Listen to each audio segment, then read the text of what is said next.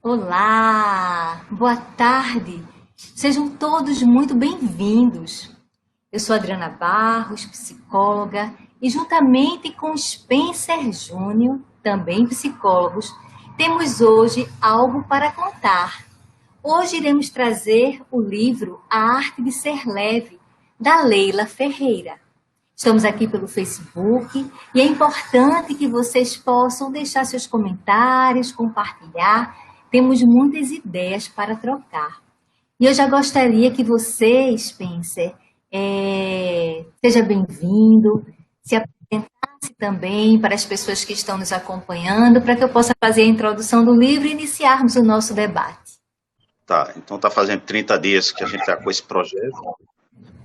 Um projeto importante no que diz respeito a gente fazer um alinhamento entre literatura e a psicologia, né, que é a nossa área de atuação. Então, eu acho isso um ganho em termos de espaço novo, já que a literatura não é considerada como cultura na formação dos psicólogos e também na formação, eu diria, da cultura geral do comportamento, principalmente do brasileiro. Então, é uma oportunidade ímpar de converter literaturas em conhecimento para o comportamento humano e o ganho adicional de uma aprendizagem que pode ser convertido, esse saber, em algo que pode trazer mais vida humana. Maravilha! A Leila, ela começa o livro, Spencer, dizendo que existem pessoas que entraram na vida parecendo que vieram de caminhão, enquanto outras entraram na vida, chegaram à vida de bicicleta.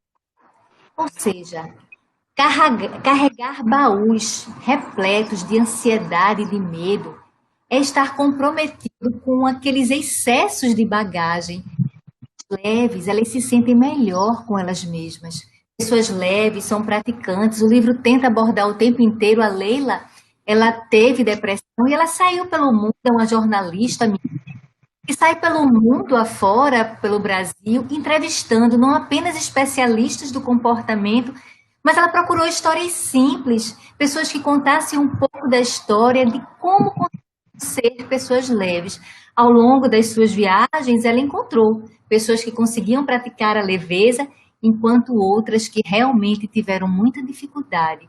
E aí a gente começa a abordar a necessidade de trazer para a vida a descomplicação, a gratidão, a importância de lidar com os seus desafios, com os seus medos, de trazer a simplicidade e cultivar essa simplicidade. E eu já queria começar com esse bate-papo, né, Spencer? A vida convida a gente para essa leveza e nesse convite ela diz, você quer ser na vida como uma pluma ou como um pássaro? Lembrando que a pluma é uma leveza meio que sem direcionamento.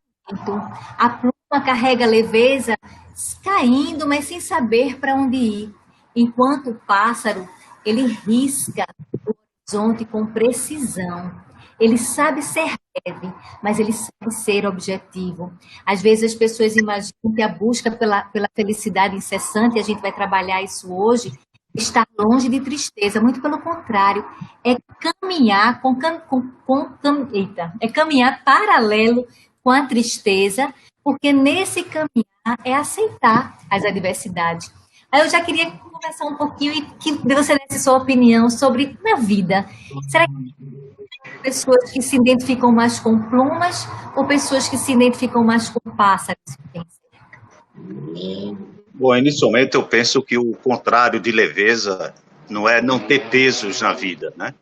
É você ter, digamos, uma habilidade de poder lidar com as emoções difíceis. Vamos colocar o peso como intrínseco à nossa condição. Se não cairíamos no risco de pintar o mundo de cor-de-rosa à guisa de ter uma leveza como nada estivesse acontecendo ou que a vida humana fosse algo simples de ser vivido. É o contrário. A vida humana, ela não é fácil. Ela é difícil e ela é marcada por contingências.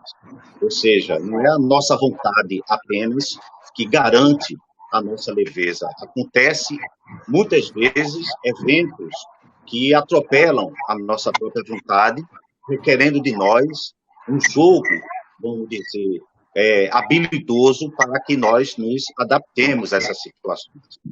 Eu penso que, então, partindo dessa hipótese, ao contrário do que muita gente imagina, falar leveza em um tempo pandêmico, com tantas consequências de sofrimento humano, sejam em todas as dimensões, na vida pessoal, na vida econômica, política, como estamos a constatar, seria, de fato, eu diria assim, pintar o mundo de cor-de-rosa mesmo, né? Em verdade, o que nós temos aí é a condição do ser humano, nesta leveza, sentir a condição de lidar com aquilo que o contraria. Eu mesmo sou uma pessoa que tem muitas angústias, né? Mas com estas angústias eu procuro fazer minhas operações quando eu tenho alguns momentos de desabrochamento. Usar uma imagem aqui de uma flor de lótus. A gente contempla essa flor de lótus, a gente percebe a leveza das suas pétalas, muitas vezes alvinitentes e contrastantes, com o charco ou a lama na qual essa flor de lótus brota. Ou seja, é uma imagem muito contraditória perceber pétalas tão alvinitentes e leves que dependem da própria lama para constituir essa mesma leveza. Então, eu acho isso uma imagem que talvez corporifique a ideia aqui hipotética, que é de uma leveza que não é contra o que nos pesa, mas como eu lido com aquilo que pesa sobre mim, né? Certa feita, um grande meditador, que introduziu, inclusive, aqui parte da cultura budista no Brasil, o professor Hermógenes, passou muito tempo morando no estado do Rio Grande do Norte, em especial no Natal. Ele tem uma frase interessante: cada vez que você vive uma desilusão, se alegre, porque você está mais próximo da verdade, né? Então, muitas vezes, eu não vou converter as minhas dores em desabrochamento.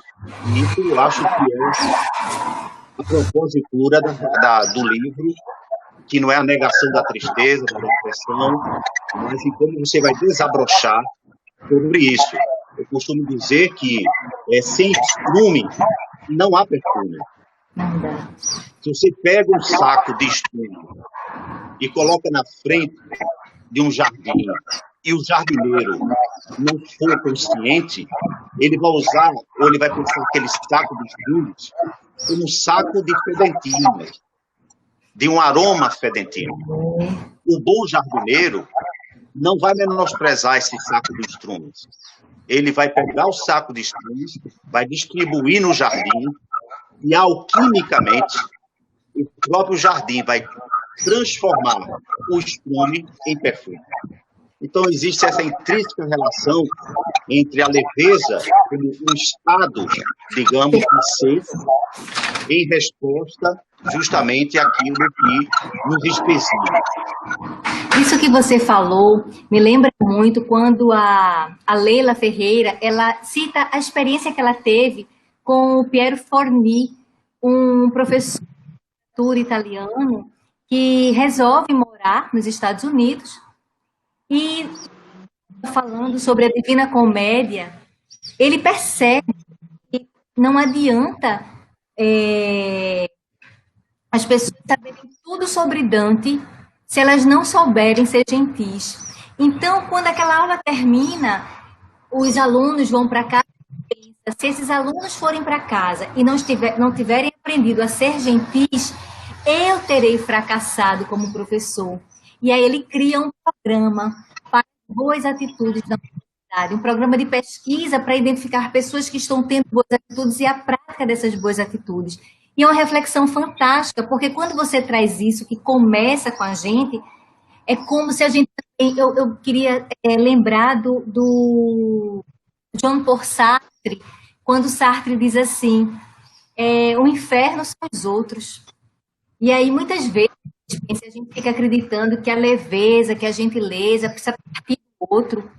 E se a gente não parar para olharmos que tudo parte de nós mesmos, que eu preciso me comprometer com um bom trato ao outro, que por um instante, se alguém me faz alguma coisa, eu preciso parar para pensar que aquilo que está sendo feito, se realmente eu vou querer revidar, porque eu posso, por um minuto, me arrepender. Eu tenho que pensar não só no agora, alguém me machucou e eu vou dar uma resposta deixando que o meu impulso venha à tona. Isso acontece no trânsito, isso acontece no supermercado, isso acontece no dia a dia. E aí, quando a gente quer dar essa resposta agressiva para o outro, tem que lembrar, se realmente eu não vou, como eu estarei daqui a uma hora? Como é que vai ser o futuro? Realmente eu vou querer sentir isso? E aí tem uma reflexão dela que parte sobre isso. E se você não para olhar o que pode acontecer com você lá na frente, quando você dá uma resposta grosseira, então a gente tem que pensar, o inferno são os outros? Será que o inferno são os outros? Ou tudo aqui? A gente passa tanto tempo olhando o jardim do outro, se queixando do outro, questionando o outro, reclamando sobre o outro. Na verdade, o processo, você colocou muito bem, o processo de ser leve é quando o indivíduo começa a descobrir as suas fraquezas, as suas fragilidades, os seus medos, que mesmo assim ele pode caminhar para uma vida saudável. Mesmo assim, ele é capaz de caminhar nessa vida saudável, né? Então, que eu achei muito significativo é quando ela fala da invisibilidade.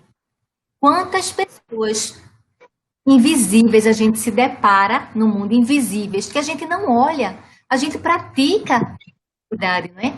Então tem aqui uma colocação, quantas vezes a gente utiliza a falta de tempo como desculpa para tratar as pessoas com indiferença? Além desse péssimo hábito de olhar para o outro, a gente está colocando essas pessoas no lugar da invisibilidade. Então parece que o ser humano se acostumou a não olhar para o outro, a ser grosseiro, e isso parte de cada um. Eu estou estressado, eu estou muito cansado. E aí, nessa hora, eu só consigo enxergar a minha história. Eu não consigo, como é que eu vou conviver no mundo? Como é que eu quero um mundo melhor? Se eu olho para mim, só vejo o meu cansaço, o meu estresse, aproveito esse cansaço e esse estresse para justificar, muitas vezes, na verdade, a minha falta de educação e a minha falta de gentileza, inclusive olhar para o outro, olhar e respeitar o outro como ser digno, porque a gente passa e vê pessoas que são invisíveis no nosso dia a dia. Às vezes a gente não passa, a gente é incapaz de dar um bom dia. E um bom dia é capaz de fazer muita diferença. Ela conta uma história, não sei se você lembra, quando ela foi pesquisar uma pessoa que ela tinha grande admiração. E ela ficou com tanta dificuldade, ela se sentia assim, com uma pessoa que ela admirava demais, ela assim meio que envergonhada de estar com aquela pessoa chamou ela para tomar um café e passearem por Ouro Preto. E aí, foi passear com essa pessoa, ela de salto alto, a escritora pede para trocar os sapatos, ela estava de tênis, e convida ela para ficar descalça. E ela ficou sem querer ficar descalça, e aí a americana lembra que talvez na cidade dela ela não quisesse ficar descalça. Então ela propõe dar os sapatos dela para a Leila Ferreira. A Leila disse que sentiu naquela hora uma vergonha, mas uma admiração e um amor por aquele ato de generosidade. Parece que está faltando mais atos, mais ações de generosidade, carinho, acolhimento. Spencer. Nós vivemos um tempo muito acelerado e, em função disso, nós entramos num comportamento social muito de autoexploração, de hiperindividualismo, que fez com que as pessoas entendessem o afeto social como concorrência. Aí a ideia sartriana, justamente, que o outro é o inferno, ou seja, ele não é, digamos, a extensão da sociedade ou da comunidade na qual eu me localizo, mas sim um elemento de competição. E, em função disso, eu acho que a gente terminou prejudicando uma faculdade cognitiva que é muito importante para a percepção de si e a percepção do outro, que é o ato contemplativo. Que fala muito sobre isso é o Friedrich Nietzsche, na Pedagogia do Ver. nós comprometemos nosso olhar, nós não olhamos mais para as coisas passam despercebidas de novo. Se a gente usar a imagem, por exemplo, de um trem a bala, em um trilho certo, onde a gente está plenamente seguro da nossa viagem em um tempo super acelerado, você vai ver que durante a viagem ninguém consegue contemplar uma paisagem pela própria velocidade do trem. Mas se esse trem, por um ato do destino, tragicamente, desencarrilha, esse trem, mesmo saindo do trilho, ele pode apontar para uma paisagem obrigatoriamente, porque ele vai impor a parada. Eu acho que a pandemia é uma parada global e cada pessoa tem sua parada pessoal. Ou seja, há momentos na vida, com perdas, tragédias, sofrimentos, que nós somos obrigados a repensar o modo como a gente está se constituindo. Eu acho que houve um comprometimento dessa faculdade contemplativa. O Milor Fernandes tem uma frase muito interessante: nós nascemos originais e morremos plásticos. Ou seja, a gente vai perdendo essa capacidade de sensibilidade em função de uma cultura muito voltada em lidar com o tempo acelerado. Quem explora muito isso é um filósofo de procedência coreana e naturalização alemã, que é o Byung-Chul Han, no seu livro A Sociedade do Cansaço, que faz um paralelo com a arte de ser, digamos, leve. Nesse conteúdo, o Byung-Chul Han, ele traz uma imagem muito interessante, que é justamente essa da autoexploração, de um sujeito que está voltado simplesmente para não ver as coisas. E talvez aí nós não conseguimos demarcar a visibilidade do outro. E nos tornamos também, por tabela, por consequência, criaturas esvaziadas, porque nós não temos tempo para pausa. A pausa é fundamental para uma melodia. A melodia é produto entre duas pausas. Tá? Então, o que acontece conosco? A gente não tem tempo contemplativo. E por isso a nossa agonia. Quando as pessoas hoje param, vamos dizer, freiam suas atividades, elas entram numa experiência de esvaziamento. Aí é que está o saber lidar com o seu peso interno, não é estar correndo e fugindo de si. São nesses momentos de parada e de suspensão, onde a gente sai do frenesi, né, sai dessa corrida maluca, que a gente se dá conta de nós mesmos, dos nossos sentimentos, e essa forma como a gente vai olhar para nós define o modo como eu também vou olhar para o outro. Isso.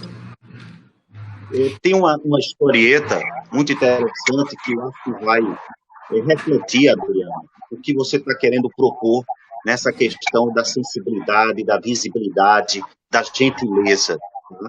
E eu acho que tem uma relação também muito com a nossa capacidade contabilizadora de coisas boas que a gente não sabe que existem porque a gente não as perdeu.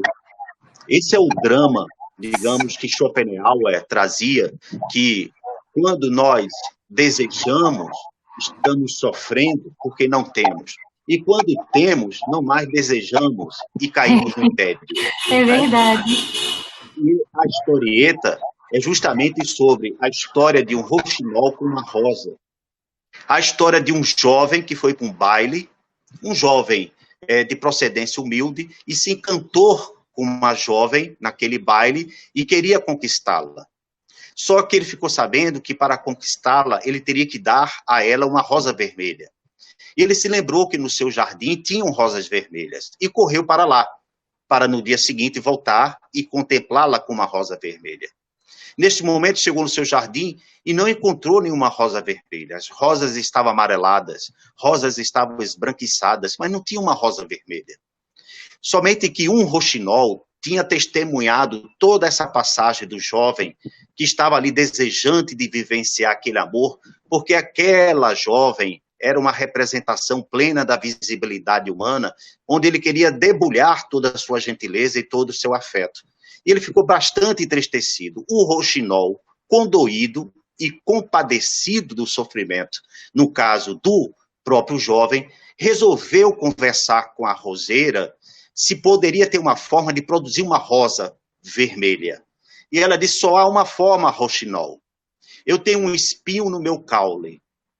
E para que você possa poder alcançar essa rosa vermelha, Você pode, na medida que você emitir seu cântico, empurrando seu coração de encontro ao espinho que está no caule que me sustenta.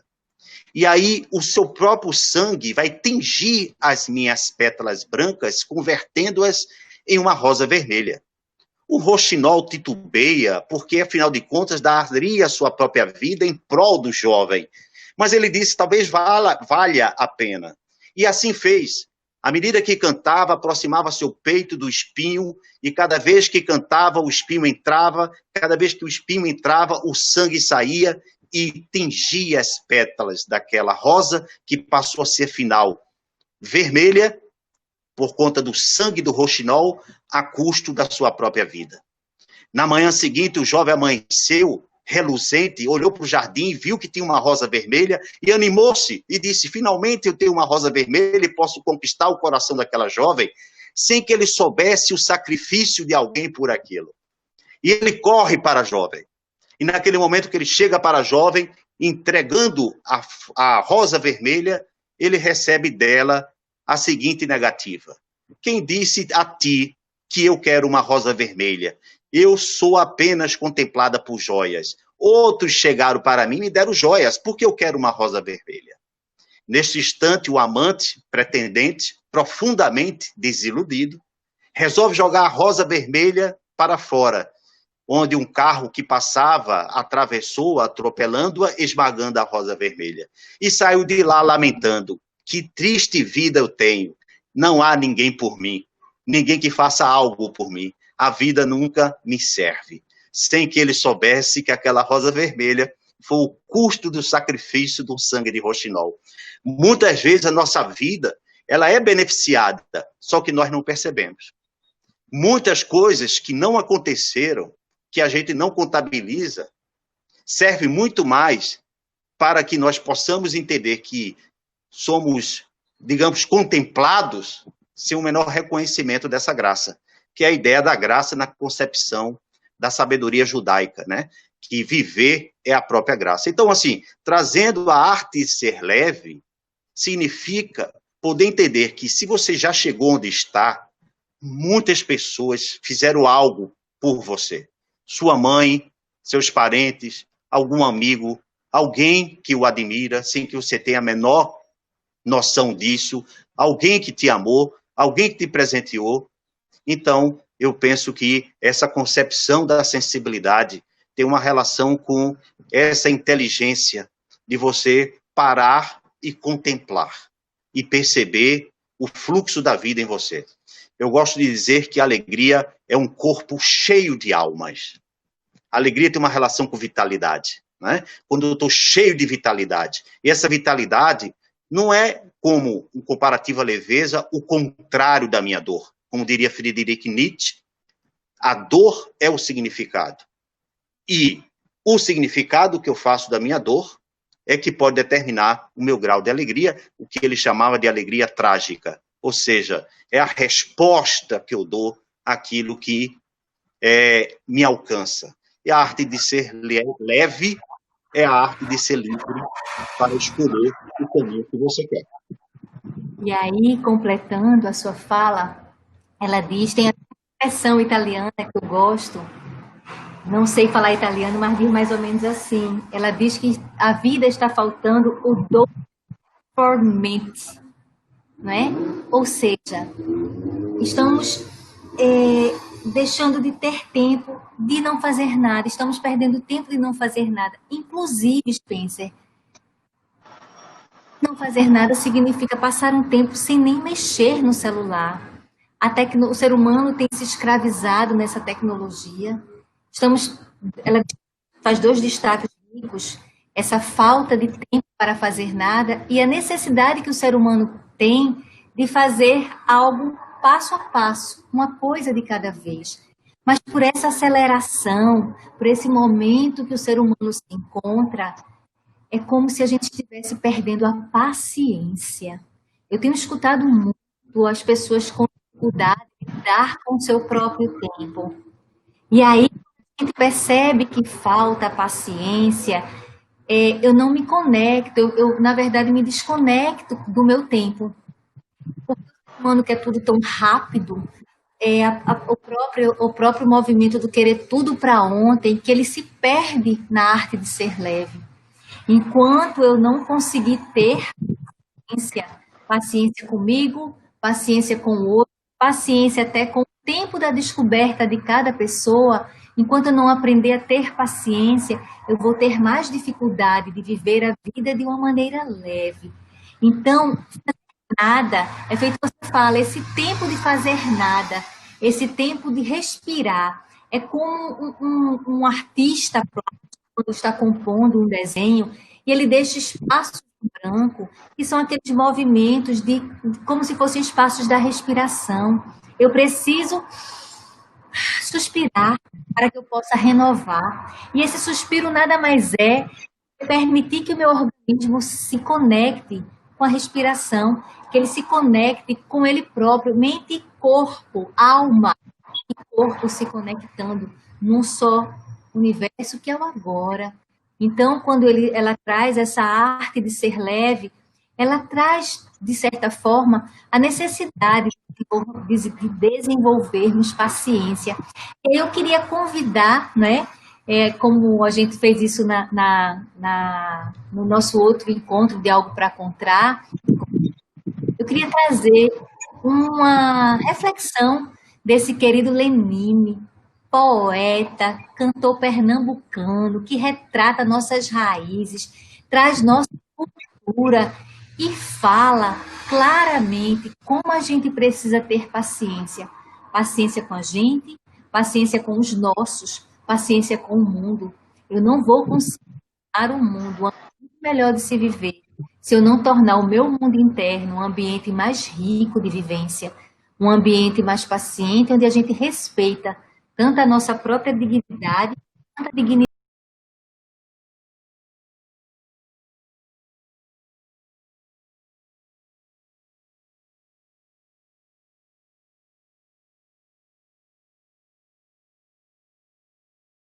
sabe, daqui a pouco, enquanto tocava música, a lua tá saindo ali, uma lua tão linda que eu fiquei encantada agora.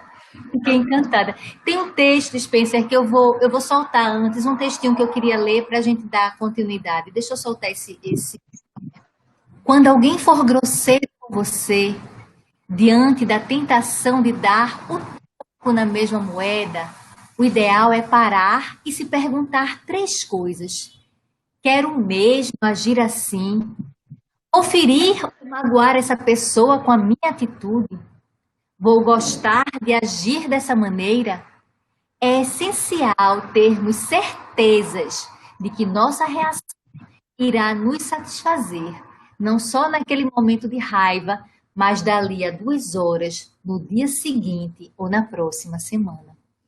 Então, às vezes a gente fica muito tentado, não é? De responder quando a gente no trânsito, de responder quando a gente não tem os nossos desejos satisfeitos, de estar às vezes em um restaurante, com o garçom, tornar o garçom invisível, tornar o carro do meu lado invisível, tornar às vezes as caixas do supermercado invisível, e é algo que a gente pensa nessa situação geral, mas é muito importante que a gente comece pensando isso a partir do nosso próprio comportamento. Como é que você vê isso, Spencer? Eu acho que a reflexão que o livro permite, ela tem uma gravidade muito atualizada, porque como a gente vive no tempo da produção, não no tempo do existir, a gente perde um pouco o contato com esse fluxo natural. E às vezes é possível você resgatar para aquelas pessoas que praticam meditação, por exemplo. A prática da meditação, que é uma suspensão temporária, vamos dizer assim, da corrente cerebral que está muito, digamos, acentuada, faz com que você altere a percepção sobre a realidade. E é interessante que aí você se integra mais ao todo. Eu acho que o sofrimento que podemos gerar nós mesmos, em função de uma vida muito estressada, muito corrida, diz respeito a essa desconexão entre o nosso eu e o mundo. A gente não está integrado, a gente não está nessa percepção sistêmica, oceânica, tá? E eu acho que a prática da meditação, que resgata dentro dessa rotina muito laboral, muito corrida, a gente não pode entrar no romantismo também, de que a gente vai viver continuamente em estados de asserenamento, porque até uma certa agressividade é necessária para que nós possamos produzir. A gente precisa ter um certo nível de ansiedade também, a gente precisa também ter um certo nível basal de estresse para poder ter a força, o ímpeto conclusivo. A gente fica muito naquele estado de stand-by, por exemplo, a gente não produz. E a sociedade é de produção. Só que eu penso que é possível que nós insiramos na nossa rotina momentos nós, onde a gente cultiva esse estado, e eu acho que isso ajuda-nos muito a realinhar o nosso eu com o mundo. E isso é possível quando a gente começa a protagonizar essas ações. Eu acho que é muito interessante pensar que no processo de desalienação, a protagonização é, vamos dizer, a atitude mais protetiva, ou seja, o sujeito ter autoconsciência. Isso vem através das leituras, vem através dos debates públicos como este, lives ou outros conteúdos, faz com que as pessoas se integrem numa rede conversacional que é extremamente rica e produtora de saberes e de reflexões como este, por exemplo. Então, a pessoa é o resultado, a soma dos seus relacionamentos e é a soma daquilo que ela internaliza, daquilo que ela se alimenta, né? Então, eu acho que a gente termina gerando outputs, a gente projeta aquilo que a gente introduz. E eu acho que essa resposta da insensibilidade, de gerar a invisibilidade do outro, estar sempre correndo, né, faz com que nós nos tornemos criaturas não éticas. Perfeito. A ética tem um pressuposto da existência do outro. Né? Não existe ética sem o outro, não existe o sentido da ética sem o outro. Né? Se a gente recorrer ao mito platônico, o mito de Giges, que é aquele homem que se achava muito honesto e era reconhecido por todos como um homem justo, quando ele encontra um anel que, virando por um lado, o torna invisível, ele se empodera de uma forma porque ele se percebe agora podendo fazer muitas coisas que ele não fazia porque ele era visto pelos outros. Então, a ética dele estava controlada pela contemplação dos outros, pelo reconhecimento dos outros. E a ética não é uma confirmação do comportamento do outro. Eu não vou jogar o papel no chão porque tem uma câmera olhando para mim. O cara ético, ele deixa de jogar o papel no chão com câmera ou sem câmera.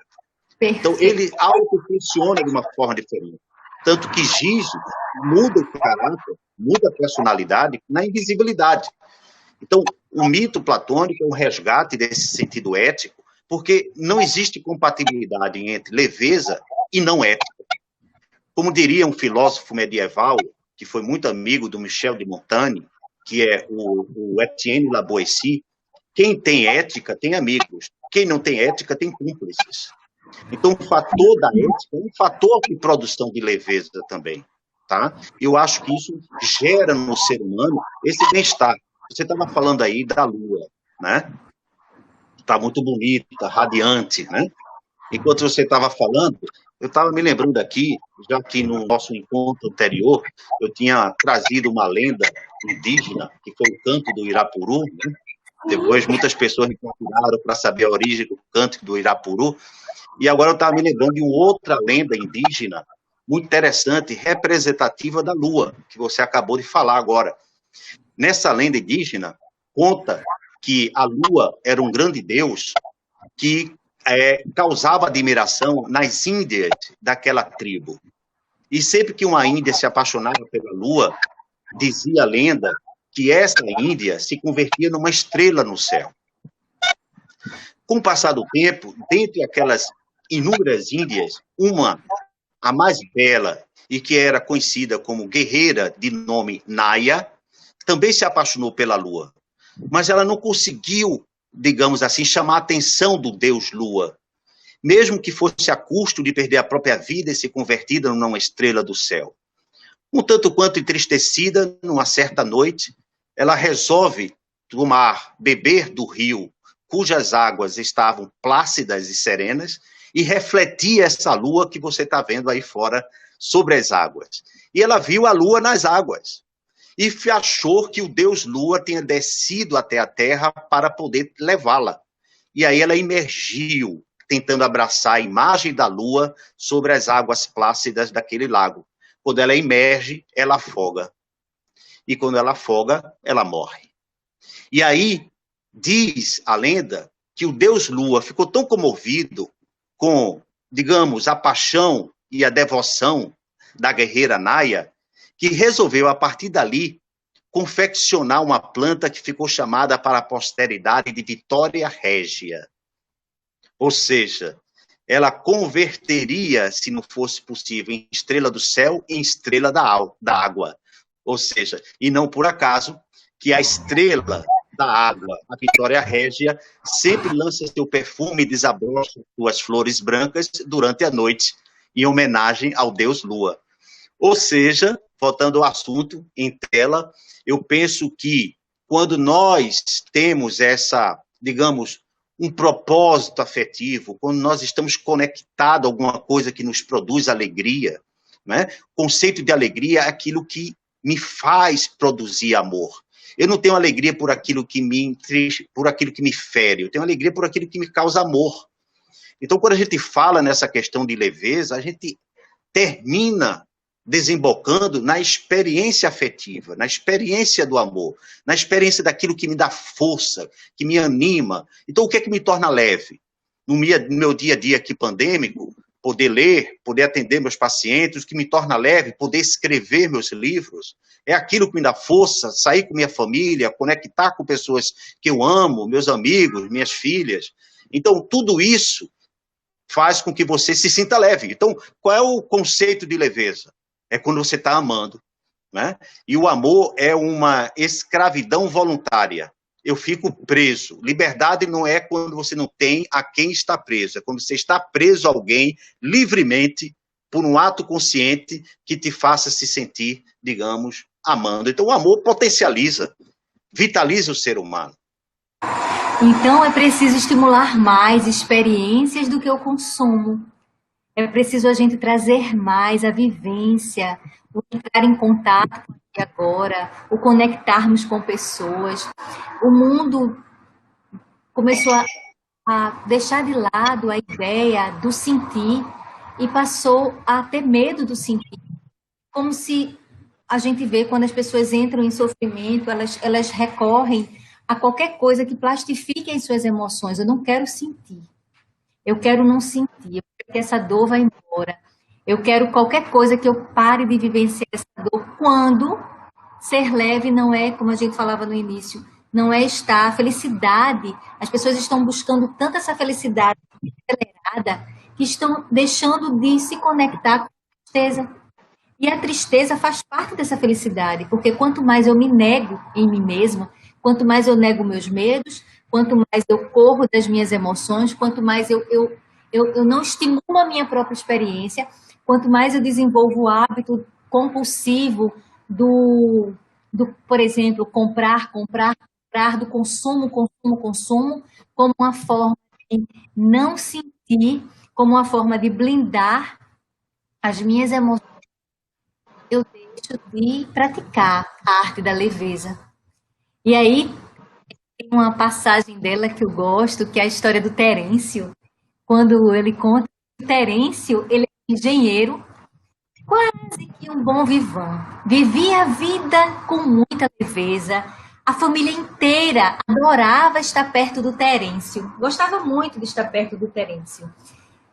E teve um dia que o Terêncio, né, já era uma pessoa mais velha, e o Terêncio cresceu. E um pouco antes, dias antes do Terêncio morrer, o Terêncio, ele mesmo cuida de dar o seu epitáfio. E aí, lá na lápide dele, a plaquinha, as pessoas que foram ao túmulo do Terêncio, visitar o Terêncio, tem a seguinte frase: só me faltava essa. Veja a leveza do Terêncio. Eu adorei. Na passagem do livro, eu amei o Terêncio, né? O Terêncio, ela conta, depois que o Terêncio faleceu, deixa a lápide no seu epitáfio.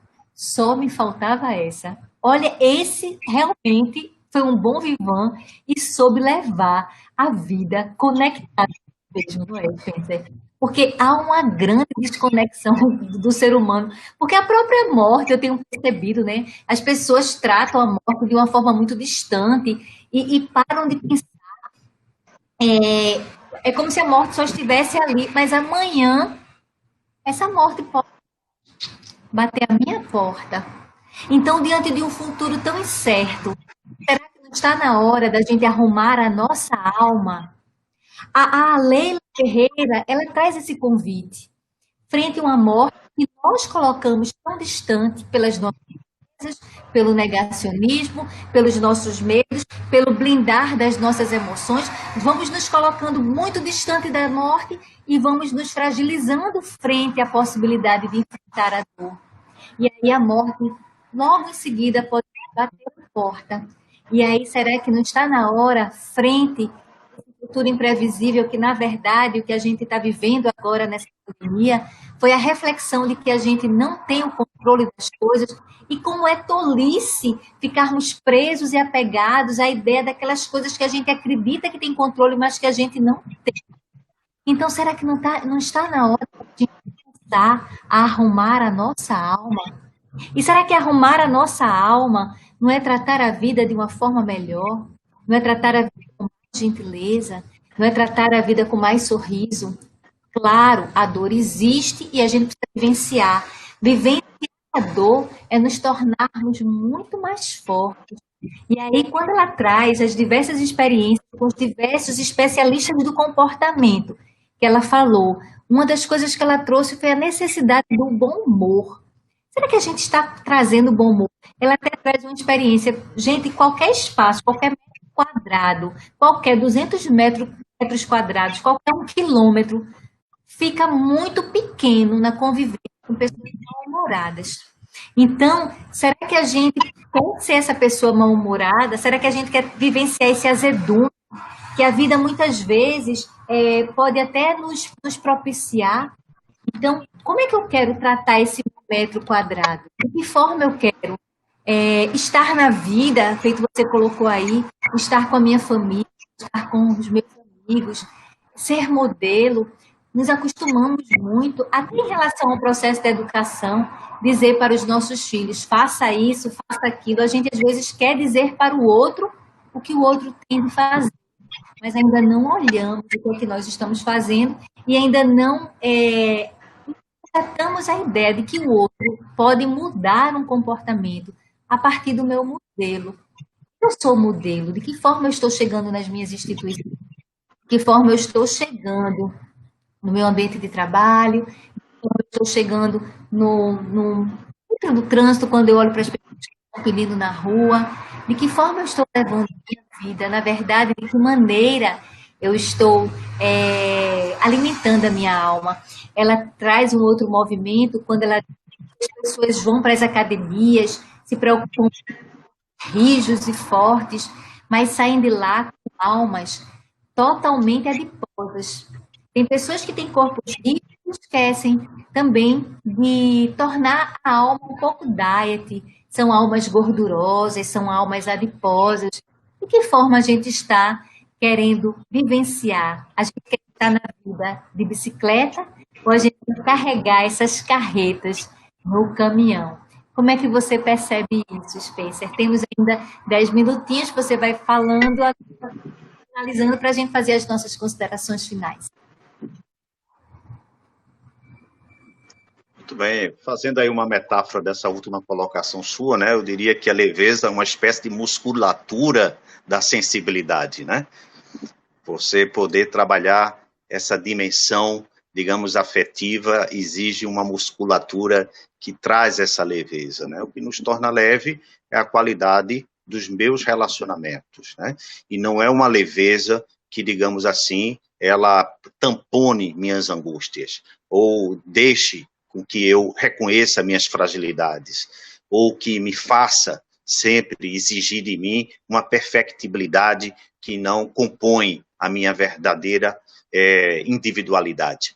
Você falou sobre a morte também, falou sobre a experiência que passa cada vez mais ser, digamos, secundarizada em relação ao nosso ímpeto de consumo, né?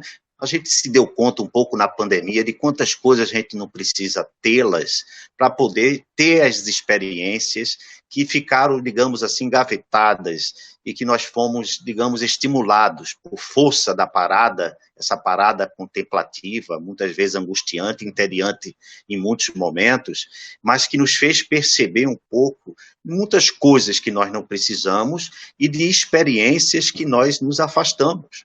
A experiência, por exemplo, de você criar mais espaços, como vejo agora, né? Nunca houve tanta produção de live como em função dessa situação. As pessoas poderiam, eu e você agora, nesses momentos, estarmos num shopping comprando coisas, mas estamos aqui debatendo assuntos que podem despertar consciências, iluminar consciências. Você falou também sobre essa questão da morte. Me fez lembrar Mário Quintana, quando disse: depois da morte, procurem-me em qualquer lugar, menos no meu túmulo, né? Lá eu nunca estarei, né? Trazendo um pouco aí do epitáfio do Terêncio, né? Então, a experiência que eu penso que realmente blinda o ser humano, que faz com que ele se sinta cada vez mais fortalecido, não é a experiência, digamos assim, de que o indivíduo ele vai cada vez mais se tornando insensível. Ao contrário, o custo da sensibilidade muitas vezes é a própria dor. Mas a dor com sentido, a dor com propósito. Por isso que eu penso que o protagonismo, essa autoconsciência trabalhada diariamente, nos intervalos. Eu acho que a leveza é uma produção dos intervalos. É quando você tem a capacidade de dar pausa no seu ritmo acelerado. Em alguns breves momentos, você contemplar. Me lembro de uma experiência que eu trabalho ali naquela área, Faculdade de Ciências Médicas, Oswaldo Cruz, Procap, Hospital do Coração, em uma área muito arborizada. E eu sempre saía da sala de aula, ia para o Oswaldo Cruz, de lá corria para o Procap, e nunca me dei conta da quantidade de árvores, de pássaros que se agrupam ali no final da tarde. Até que num certo dia eu resolvi parar e contemplar a beleza daquelas árvores no meio daquele azáfama, né? Daquela corrida entre a FCM, a faculdade, o Oswaldo Cruz, o Procap. Parei e senti ali na contemplação de 5 minutos uma intensidade que produziu alegria que eu não sentiria pelo tempo inteiro. Né? Eu costumo dizer, eu tenho um cão chamado Adão, e eu dou o nome de Adão porque foi meu primeiro cachorro, que ele termina fazendo o dia inteiro tudo aquilo que eu procuro fazer em alguns instantes, porque ele come bem, dorme bem, brinca muito, e eu termino só fazendo isso depois de um dia exaustivo de trabalho, por alguns instantes, né? Não diria que Adão tem mais leveza do que eu, né? No modo inocente dele existir. Como diria Friedrich Nietzsche, nas suas chamadas 3 metamorfoses do espírito, né? Quando ele coloca que, primeiramente, a gente nasce na condição de camelo, que a gente carrega muita coisa em nós, sobre nós, né? Que é a nossa fase de adolescência, cumprindo aquilo que a sociedade impõe, que as pessoas esperam de nós. Depois a gente dá um rugido e se converte em leão, e esse leão se encontra com o dragão, que representa justamente as nossas crenças, representa as nossas emoções, representa aquilo que a gente pode dar como destino, como diria o Kierkegaard, caráter é destino, né? Qual vai ser o caráter que eu vou empregar a mim mesmo na relação com a vida, vai determinar, de certa maneira, o meu destino.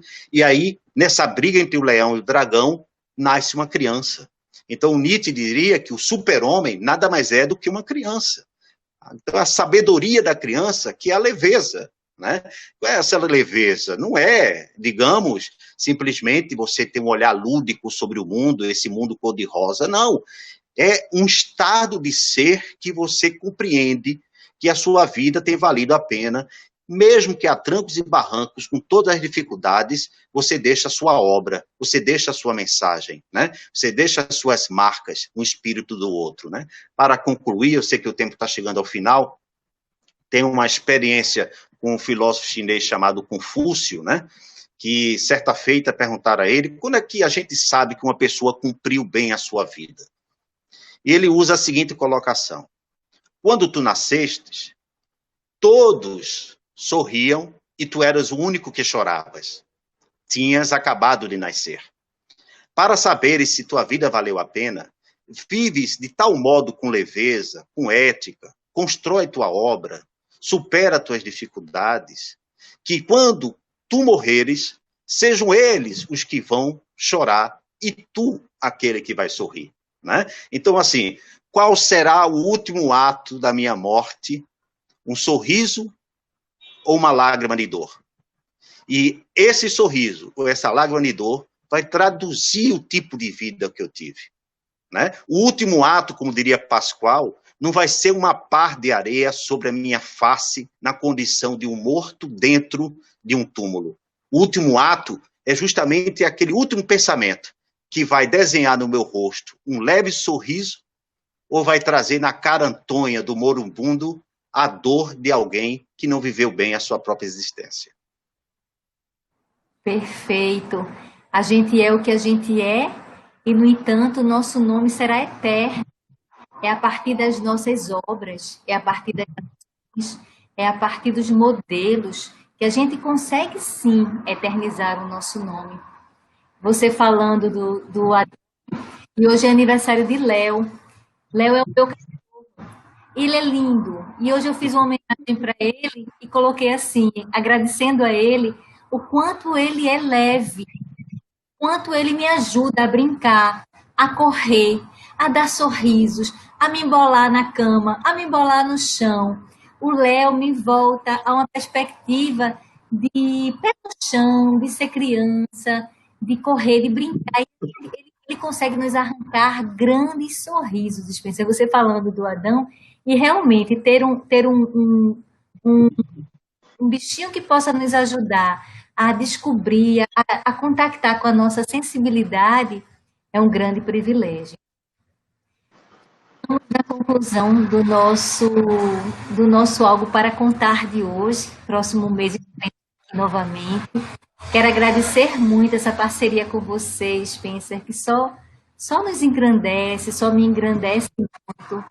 Você é uma pessoa muito querida. Quero agradecer a todas as pessoas que nos permitiram, de alguma forma, que a gente pudesse entrar na casa delas, né? E lembrar um pouco que a Leila colocou num determinado ponto do livro, fez referência às pessoas que carregam a síndrome do Titanic. Pessoas que afundam.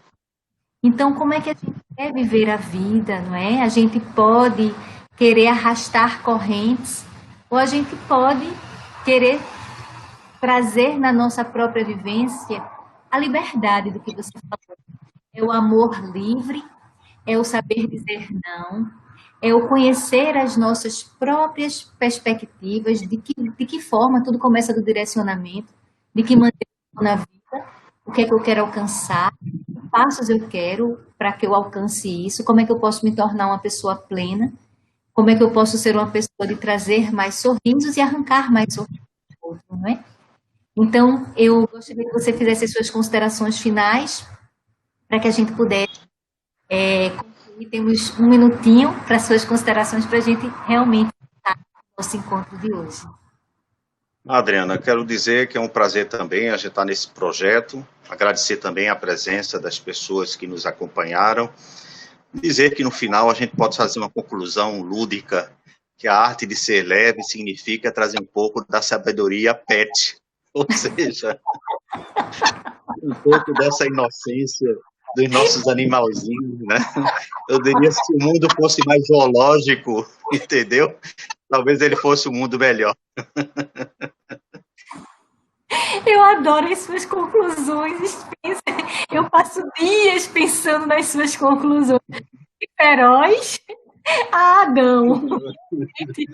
São conclusões fantásticas. Gente, então, um beijo grande para todo mundo. Gratidão, Spencer. Próximo mês, todo sábado do mês, às 17 horas, Algo para Contar, com Adriana Barros e Spencer Júnior, psicólogo e escritor. mais um tema de grande reflexão. Gratidão a todos, um beijo, até o próximo encontro.